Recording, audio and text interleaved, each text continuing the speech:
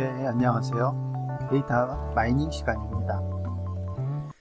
자, 우리가 지금까지 모델을 하나 만들고요. 학습을 시켜서 모델을 만들고 이렇게 만들어진 모델이 좋은 모델인지에 따라서 모델을 잘 선택하고요. 이게 모델 셀렉션이죠. 이제는 좋은 모델들이 많이 생겨났어요. 자, 이쪽 연구 그룹에서도 만든 모델도 좋다고 하고요. 저쪽 보니까 저쪽 연구 그룹에서 만든 모델도 좋다고 해요. 자, 이 시점에서 우리가 이제 이런 모델들을 객관적으로 이밸류에이션, 성능 평가를 잘 할 필요가 있겠죠. 자, 이렇게 하는 행위를 우리가 모델 이밸류에이션이다 라고 얘기합니다. 자, 그렇다면 모델 이밸류에이션은 어떻게 하면 될까요? 모델 이밸류에이션 다시 한번 정의하면 제너럴라이제이션 퍼포먼스가 어떤지를 에스티메이팅 하는 방법을 모델 이밸류에이션이라고 얘기해요. 그때 제너럴라이제이션 퍼포먼스는 제너럴라이제이션 에러 레이트를 가지고 측정을 하죠. 이럴 때 사용되는 데이터셋은 한 번도 보지 못하고 한 번도 만지지 못하고, 다시 말하면 학습을 시킬 때 모델을 만들어낼 때 사용되지 않았던 그런 데이터셋을 사용해야 됩니다. 다시 말하면 우리가 저번에 데이터셋 체계를 봤을 때 D.train 이라고 하는 그 데이터셋 이외에 outside 이외에 unseen, 한 번도 보지 않은, 만나지 못했던 그런 인스턴스로 우리가 generalization performance를 측정을 해야 됩니다. 이렇게 하는 행위를 모델 이밸류에이션 이라고 합니다. 이때 사용되는 데이터셋을 테스트셋이라고 얘기하고요. 이 테스트셋도 라벨이 붙여져 있는 테스트셋, 다시 말하면 이미 정답이 있는 그런 테스트셋을 가지고 성능 측정을 하게 됩니다.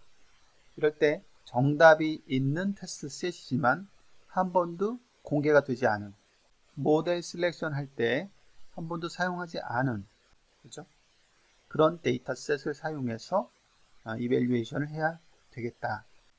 그래야지 객관적이지 않겠냐라는 것이죠. 네, 다음 그림을 보면요. 전체 데이터셋의 체계가 나옵니다. 전체 entire 데이터셋. 예, 여기 맨 위에 있는 게 D라고 하는 거. 이게 우리가 생각할 수 있는 전체 데이터셋이에요. 이 전체 데이터셋을 크게 두 덩어리로 나누죠. 하나는 트레이닝 셋, D.train이라고 얘기한 거. 그 다음 D.test, 이게 이제 테스트 셋인 거예요. 자, 트레이닝 셋과 테스트 셋 크게 두 덩어리로 나누게 되고요. 지금까지 우리 그 이전 시간까지 본 거는 다 어떤 거예요? 요 D.train 이라고 하는 트레이닝 셋을 본 거예요.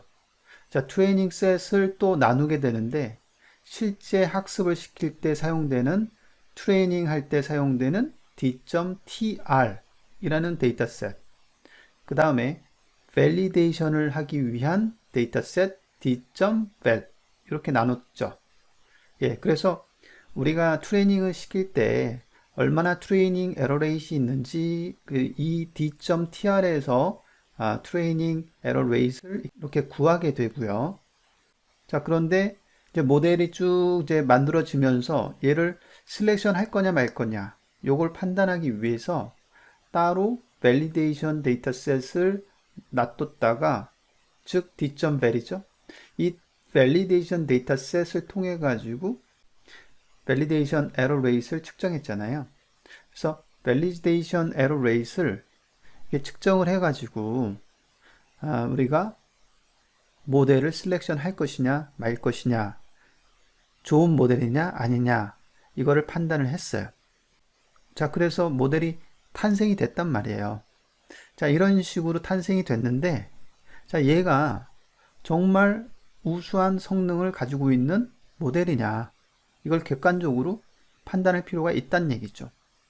따라서 이런 판단은 트레이닝 셋, 다시 말하면 이 왼쪽 부분에 있는 이 D.train에서 사용됐던 그런 데이터셋을 사용하면 안 되겠다.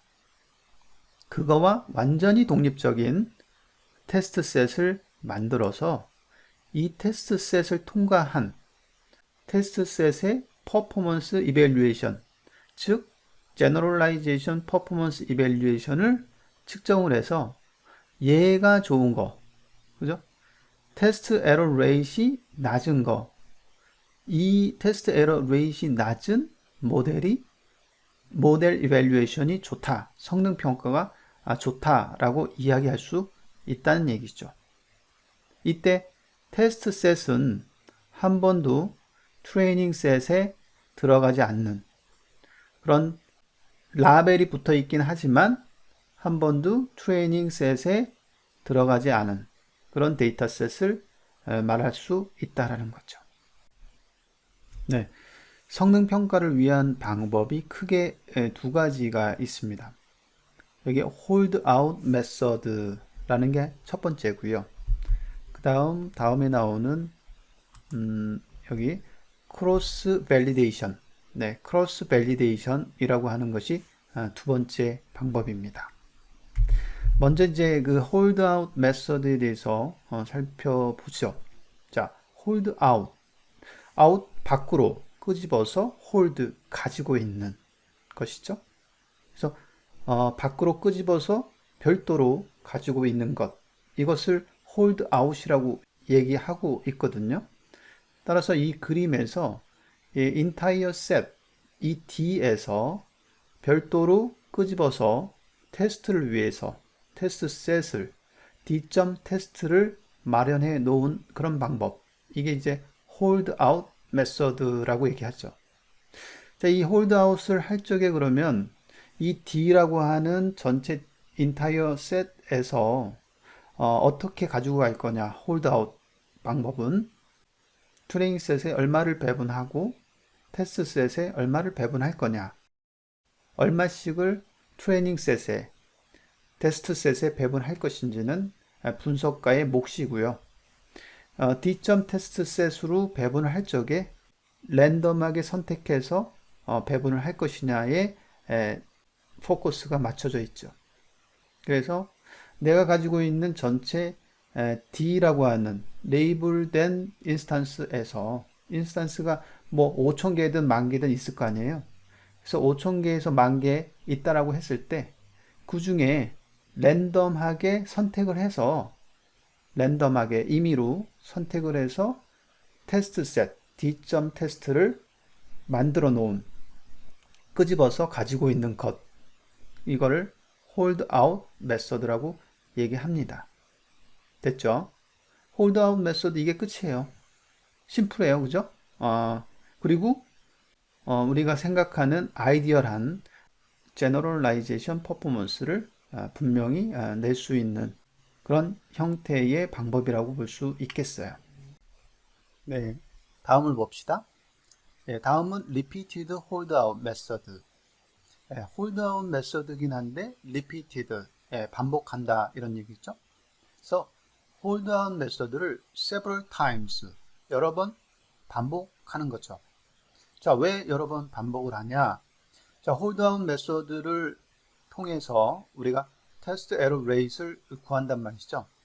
자, 이거 한 번 구하면 조금 깨름직해. 그죠?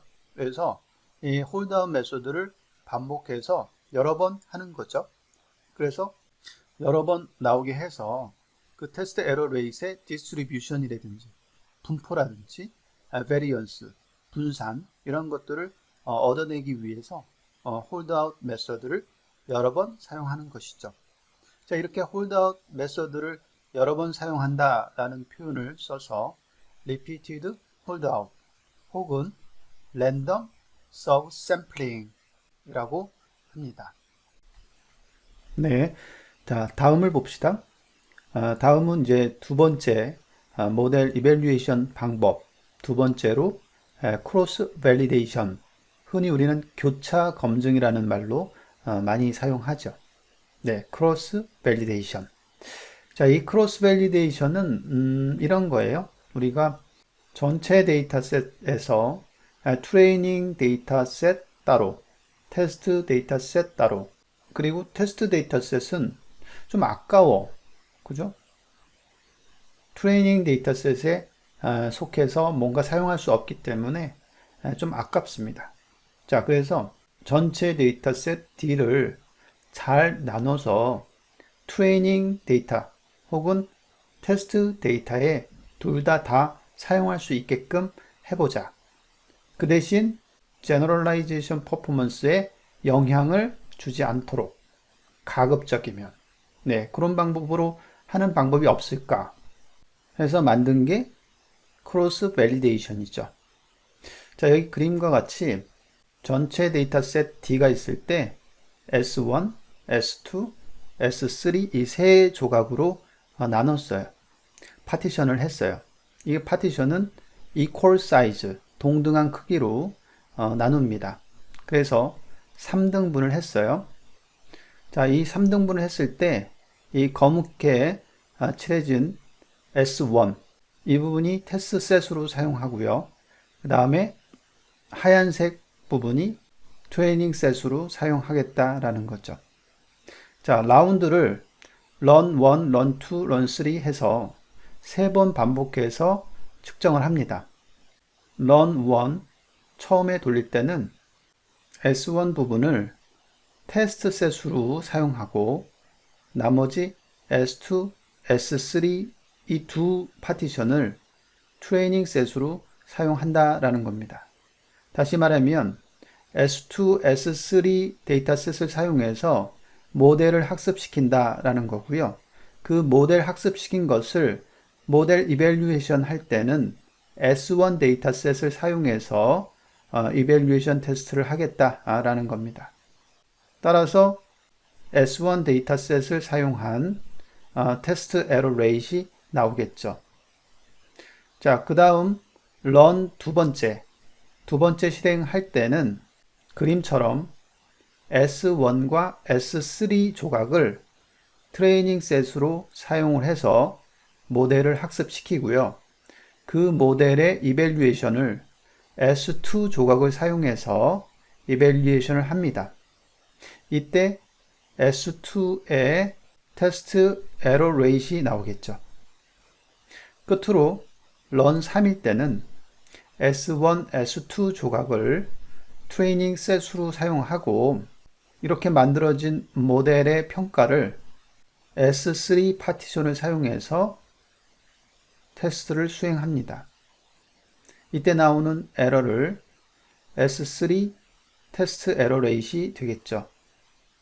자, 그래서 run 1 때 나온 S1, run 2 때 나온 S2, run 3 때 나온 S3의 에러 레이트를 다 더하고 n으로 나눈 거, n이 뭐죠? total number of instance죠. 전체 인스턴스 개수로 나누게 되면 total test error rate이 나오게 되죠. 여기서 k-fold, k번 나누었다는 얘기죠. 그래서 k가 2면 2번 나눈 거고요. k가 3이면 3번 나누어서 3분의 1씩, 그죠? k가 4면 4분의 1씩 파티션이 되는 그런 형태를 말하고요. 이렇게 k-fold cross validation, 다중 교차 검증을 통해서 전체 데이터셋의 활용도를 높이면서 제너럴라이제이션 퍼포먼스에 준하는 그런 성능을 낼 수 있는 성능 평가 방법으로 많이 사용하고 있지요.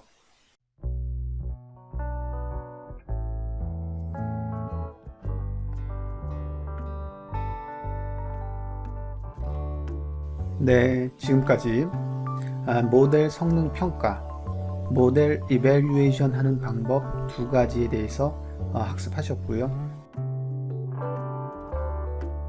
네, 첫 번째가 hold out method, 두 번째가 cross validation, 교차 검증 방법에 대해서 학습하셨습니다. 네, 지금까지 수고하셨습니다.